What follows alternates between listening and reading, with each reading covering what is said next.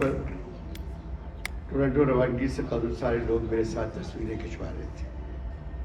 انور صاحب کیا آپ بھی پاکستان چھوڑ رہے ہیں؟ بھائی پاکستان مجھے چھوڑ سکتا ہے، میں پاکستان کبھی نہیں چھوڑوں گا.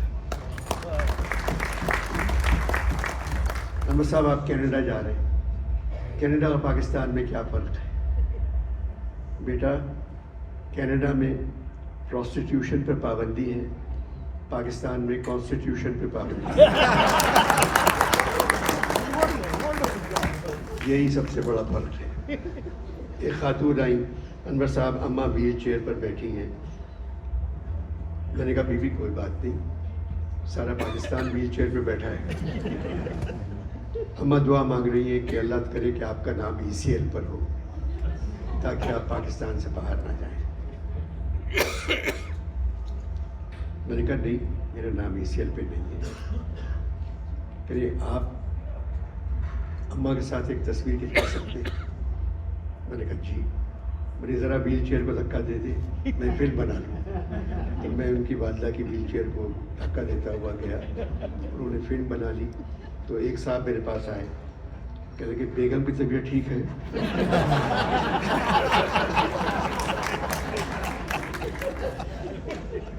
بات یہ ہے کہ پروگرام تکمیل پاکستان میں جتنے بھی پروجیکٹ ہوئے وہ کوئی بھی تکمیل تک نہیں پہنچا. تو ڈاکٹر صاحب نے اتنا اچھا نام رکھا ہے، شروع ہی تکمیل سے کیا ہے کہ نام ہی تکمیل رکھتے ہیں. تعلیم پہ زور دے رہے بچوں کی. میں چاہتا ہوں ڈاکٹر صاحب حکومت کی تعلیم پہ زور دیں. جو ہمارے وزیر ہیں، صدر ہیں، مشیر ہیں، سفیر ہیں، اگر وہ تعلیم حاصل کر لیں تو پھر پاکستان میں ضرورت نہیں ہے تعلیم کی. کیونکہ پاکستان میں اگر بچے تعلیم، اگر میں دیکھ رہا تھا بلوچستان پر، میں جاتا ہوں بلوچستان، بہت خوبصورت، سب سے اچھا صوبہ ہے بلوچستان. فطرت کے مقاصد کی کرتا ہے نگہبانی، یا بندہ صحرائی یا مرد کوہستانی.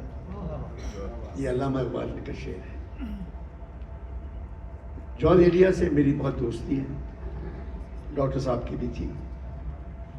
جان ایلیا سے میری خط و کتابت، ابھی میں ان کو خط لکھتا ہوں اور ان کا جواب بھی آتا ہے میرے پاس.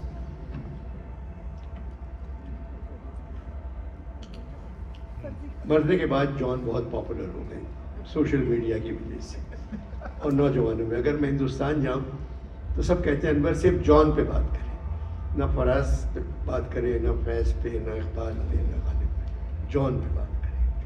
اور نوجوان یونیورسٹی کے بچے نوجوانوں میں اس لیے مقبول ہیں کہ ان کو لوگ کوئی پاپ سٹار، راک سٹار سمجھتے ہیں. بال بڑے بڑے، عجیب سی شکل کر رہے، صرف گٹار ہاتھ میں نہیں ہے ان کے، باقی میک جیگر لگتے ہیں.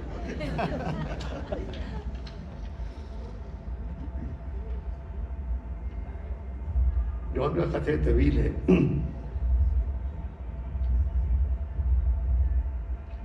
جانی تمہارا خط ملا، پڑھ کر خوشی ہوئی کہ حالات بہت خراب ہیں.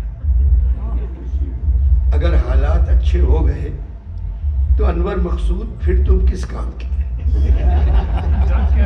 نہ بول سکو گے نہ لکھ سکو گے. تم بولتے ہو برے حالات کی وجہ سے، لکھتے ہو برے حالات کی وجہ سے. دعا مانگو جب تک تم زندہ ہو حالات برے ہی رہیں. جانی حالات قوم ٹھیک کرتی ہے. ملک کے عوام ایران یا چین سے برآمد نہیں کیے جاتے. قوم کا حکمران طبقہ آسمان سے نہیں ٹپک پڑتا. حکومتیں عام طور پر غیر جذباتی ہوتی ہیں اور عوام بے حد جذباتی. اگر عوام جذباتی نہ ہو تو قوم کی تاریخی، تہذیبی، تمدنی اور تخلیقی اثاثیں تباہ ہو جاتی ہیں. حکومت اور عوام جہاں دونوں جاہل ہوں، تعلیم سے دور ہوں، تو پھر شاندار حال و مستقبل کا وہ خوف کیسے پورا ہوگا؟ اس کی تعبیر حاصل کرنا کسی ایک فرد یا کسی ایک طبقے کا نہیں، ساری قوم کا فرض ہے. جانی تمہاری قوم ہی نہیں ہے. فوج کے سربراہ کا استقبال کرنے تمہارے وزیر اعظم اپنی کرسی سے اٹھ کر نیچے جاتا ہے دروازے تک، اور شاید وہ فوجی سربراہ کی گاڑی کا دروازہ بھی کھول دیتا، مگر دروازہ ایک سپاہی نے کھول دیا۔ بعد میں اس سپاہی کو وزیر اعظم نے ڈانٹا ہوگا کہ جو کام میرا تھا وہ تو نے کیوں کیا۔ جانی فوج کا سربراہ سیکرٹری ڈیفنس کے نیچے آتا ہے۔ جب وزیر اعظم کا یہ حال ہے تو وزیروں کا کیا ہوگا؟ چھوڑو ان باتوں کو، تم جانو یا تمہارا ملک روشنی کے انتظار میں اندھیروں سے لڑتے رہو۔ جانی جب اسلام پھیلا تھا اس وقت مسلمان سپاہی کہتا تھا اسلام قبول کرو نہیں تو ہم سے جنگ کرو۔ تمہارے ہاں بہادر کہتے ہیں قبول کرو، جانی ان سے جنگ کون کر سکتا ہے؟ سب کہنے لگتے ہیں قبول قبول۔ جانی میں فوج کے خلاف نہیں ہوں، مگر فوج کی جمہوریت میں دخل ان کے خلاف۔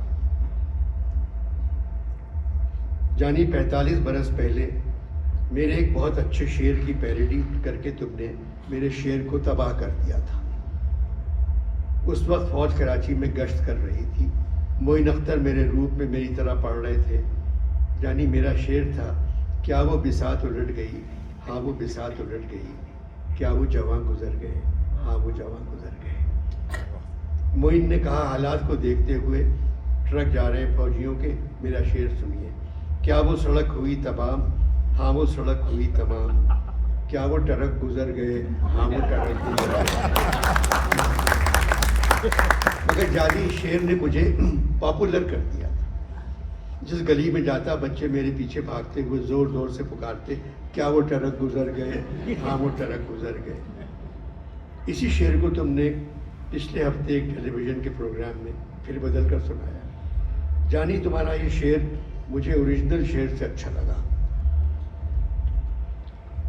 تم نے پڑھا، کیا وہ بساط الٹ گئی، ہاں وہ بساط الٹ گئی، کیا وہ جواں پھر آ گئے، ہاں وہ جواں پھر آ گئے۔ انور مقصود وہ جوان تو جب موقع ملا آ جائیں گے، آتے رہیں گے، تم ہی لوگ دعوت دیتے ہو ان کو۔ پاکستان کی تاریخ دیکھ لو۔ پھر یہ خط طویل ہے، لمبا ہے۔